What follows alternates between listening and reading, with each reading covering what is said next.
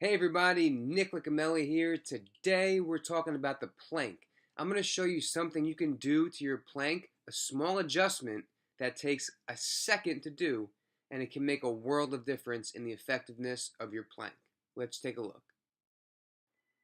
If we look at the traditional plank setup like I'm demonstrating here, you may not notice anything that I'm doing particularly wrong.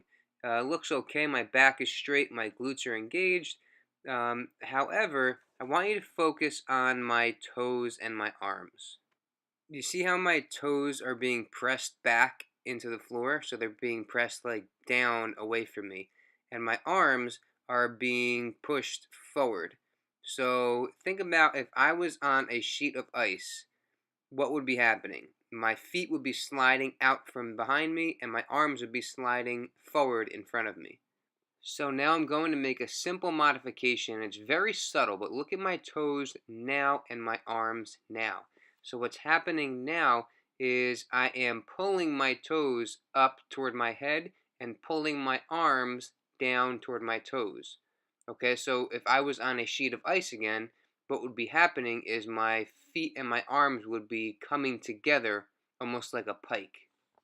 What this is going to do is it's going to create a more intense contraction of the core, especially the anterior core, or the part of your abdominals that are on the front of your body, because you are preventing that extension. So this is the plank is basically an anti-extension type exercise because we're preventing the opposite of the pike position from happening. So we're preventing our butts and our lower backs from sinking down to the floor.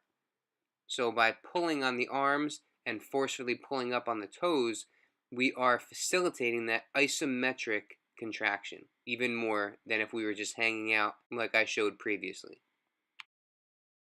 So now watch as I move from this more active position of maximal contraction to that passive right there, that passive position that we started with. See that subtle change? Watch when I go back up. You're going to see my arms pull and my toes pull. Right there, right? So now everything's engaged and it's that active maximal contraction plank like I mentioned before.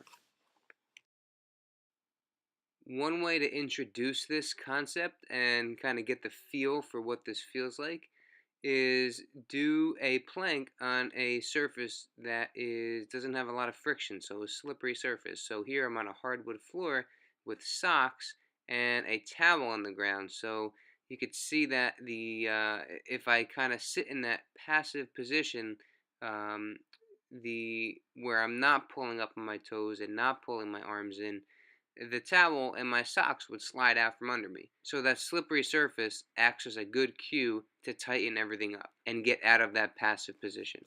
Keep in mind that by performing this more active and maximally contracted plank, you're likely not going to be able to hold a plank quite as long as you're used to if you're not used to doing a plank like this. But that's okay because the goal isn't to improve the amount of time we can spend in a plank position.